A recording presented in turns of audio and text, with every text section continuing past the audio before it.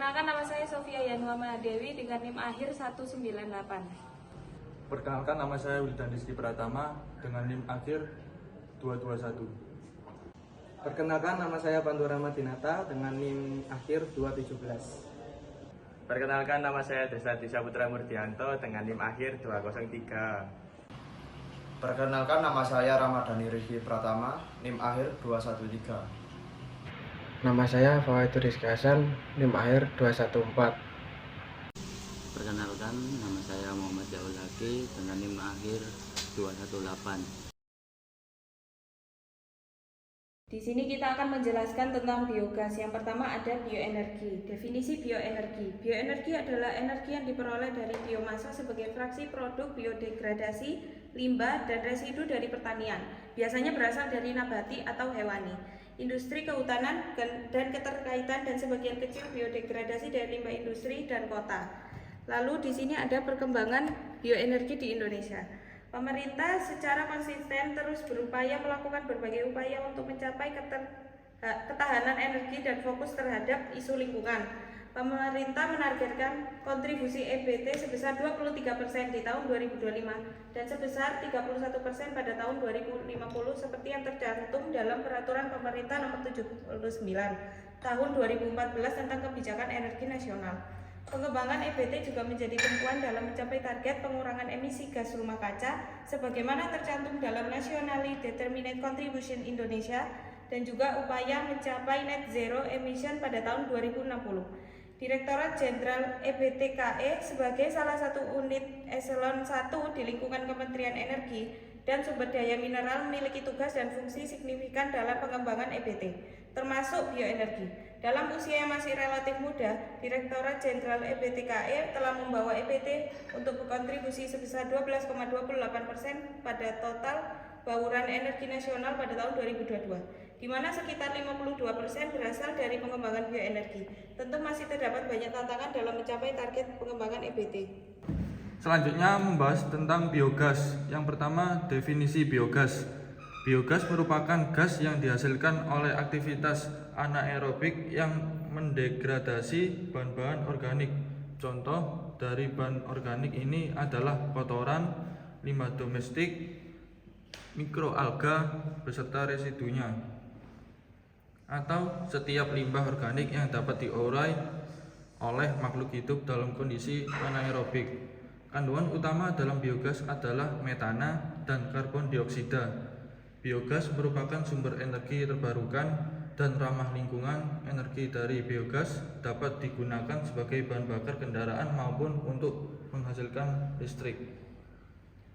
Kemudian, perkembangan biogas di Indonesia bersumber pada pendataan implementasi pengembangan biogas secara langsung yang sudah dilakukan Direktorat Jenderal EBTKE per tanggal 29 Mei 2020. Biogas rumah tangga yang telah terpasang mencapai 47.505 unit di seluruh daerah Indonesia dengan menciptakan biogas sebanyak 44,2 meter kubik per hari atau kurang lebih 26,72 juta meter per kubik per tahun. Keseluruhan biogas ini terdiri dari biogas yang dibentuk dengan anggaran negara, APBN, Kementerian ESDM, donor, HIVOS, dana alokasi khusus DAK, kementerian atau lembaga lain serta pihak swasta. Sedangkan guna pemanfaatan biogas komunal pesantren, Kementerian ESDM sudah membangun biogas komunal di 20 pesantren yang tersebar di 10 provinsi semenjak tahun 2016. Pemerintah Indonesia menargetkan 23% bauran tenaga terbarukan pada 2025 serta pada tahun ini Indonesia sudah menggapai 12,5%.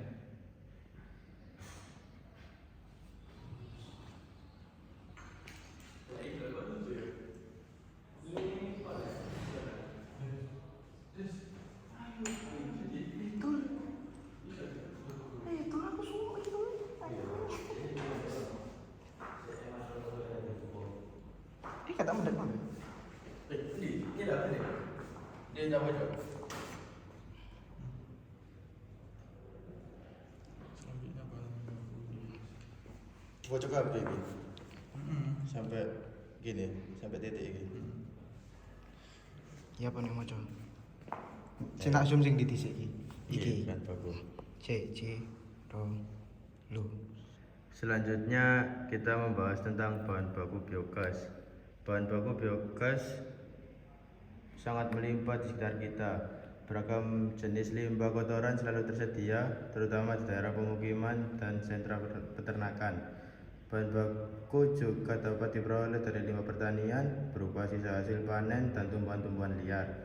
Namun setiap bahan baku memiliki nilai tertentu yang mesti Anda tentukan jenisnya, baik berdasarkan nilai ekonomis maupun kemampuan dalam menghasilkan biogas. Berikut beberapa jenis bahan baku yang bisa digunakan untuk biogas. Yang pertama, limbah peternakan.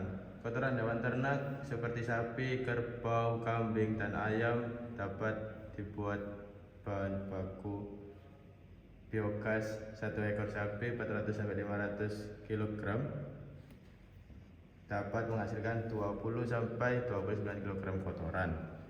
Yang kedua, ada limbah pertanian. Sisa hasil panen seperti padi, gandum, kedelai, kelapa sawit, dan singkong dapat dijadikan bahan baku biogas.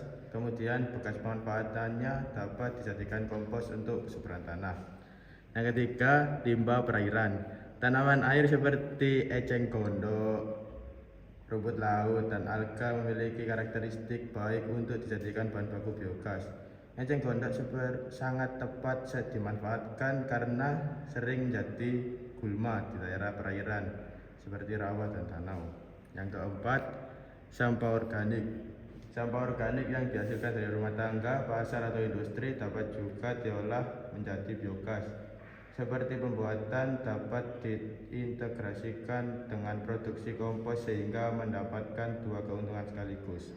Yang terakhir, ada limbah manusia yang belum banyak dimanfaatkan, sebenarnya banyak dijadikan bahan baku biogas, bahkan dengan kandungan C atau N yang lebih rendah daripada kotoran ternak, menyebabkan limbah kotoran manusia lebih mudah terfermentasi sehingga lebih cepat menghasilkan biogas.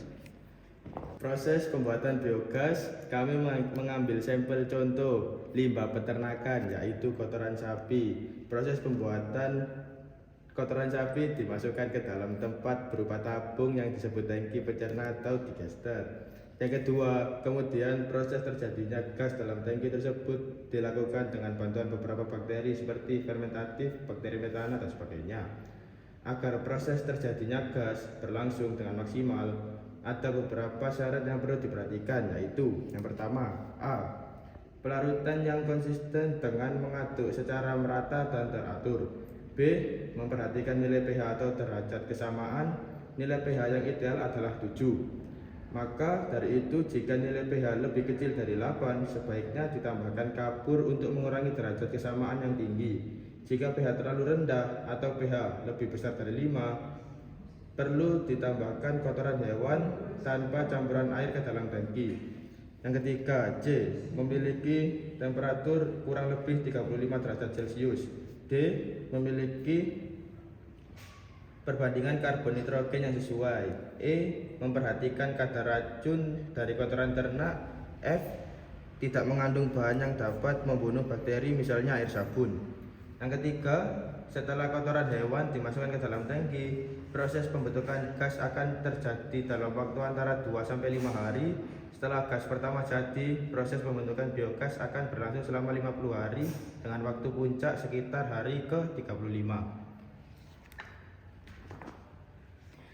Berikut adalah spesifikasi SNI seperti yang tercantum pada tabel.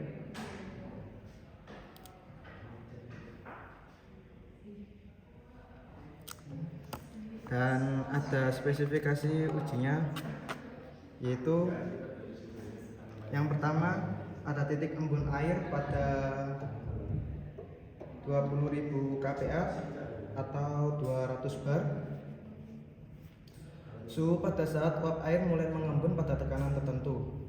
Yang kedua ada indeks UV. Indeks UB merupakan istilah yang mengacu pada indikator pertukaran bahan bakar gas. Gas bahan bakar termasuk gas alam, bahan bakar gas cair atau LPG, dan gas kota. Di sisi lain, nilai ini mengukur kemampuan relatif bahan bakar gas untuk menghantarkan energi. Yang ketiga, angka metana. Angka yang menunjukkan nilai anti ketuk dari bahan bakar gas yang ditunjukkan oleh persentase volume metana dan hidrogen. Metana dengan anti ketuk tinggi ditetapkan nilainya 100, sedangkan yang rendah nilainya 0. Yang keempat, metana. Metana adalah hidrokarbon paling sederhana yang berbentuk gas dengan rumus kimia CH4.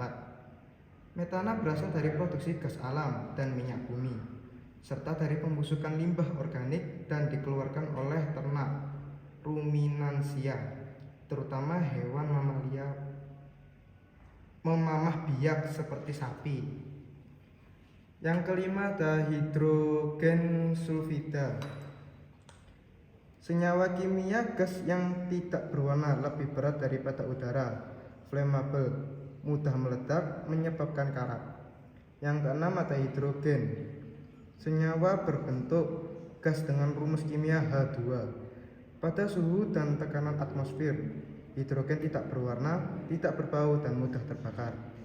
Yang ketujuh ada karbon dioksida, sejenis senyawa kimia yang terdiri dari dua atom oksigen yang terikat secara kovalen dengan sebuah atom karbon. Ia berbentuk gas pada keadaan temperatur dan tekanan standar dan hadir di atmosfer bumi. Yang kedelapan ada oksigen. Senyawa gas diatomik dengan rumus kimia O2, tidak berwarna, tidak berbau, dan tidak mempunyai nilai kalor. Yang kesembilan ada total sulfur, jumlah total sulfur yang terkandung di dalam biogas. Yang kesepuluh, densitas relatif. Densitas relatif mengacu pada perbandingan massa jenis suatu zat dengan massa jenis udara pada kondisi yang sama. Ini memberikan informasi tentang seberapa padat atau ringan suatu zat dibandingkan dengan udara. Berikut ada review jurnal. Yang pertama, judul analisis produksi biogas sebagai energi alternatif pada kompor biogas menggunakan campuran kotoran sapi dan ampas tahu. Karya Paulus Filino Hasahatan Sinaga, Dodi Suanggana, dan Hadimas Dwi Haryono pada tahun 2022. Yang kedua, produksi biogas dari campuran kotoran sapi dengan rumput gajah atau Penicetum purpureum. Karya Chandra Afrian, Agus Haryanto, Udin Hasanuddin, Iskandar Zulkarnain, tahun 2017. Yang ketiga, teknologi produksi biogas dari limbah ternak untuk memenuhi kebutuhan energi rumah tangga. Karya Bambang Singgih dan Yusmiati, tahun 2018. Yang keempat, pemanfaatan limbah eceng gondok sebagai energi biogas dengan menggunakan digester. Karya Herman Nawir, Muhammad Ruswandi, Jalal, dan Apollo, tahun 2018. Yang terakhir, yang kelima, pembuatan biogas dari berbagai limbah cair pabrik kelapa sawit. Karya Irfan Irma Suraya, Hari Tiarasti, Bambang Trisakti, Rosdeneli Hasibuan, dan Yoshimasa Tomiyuchi, tahun 2012. Sekian dari kelompok kami, selebihnya mohon maaf jika ada salah kata maupun perbuatan yang tidak mengenakan. Assalamualaikum warahmatullahi wabarakatuh.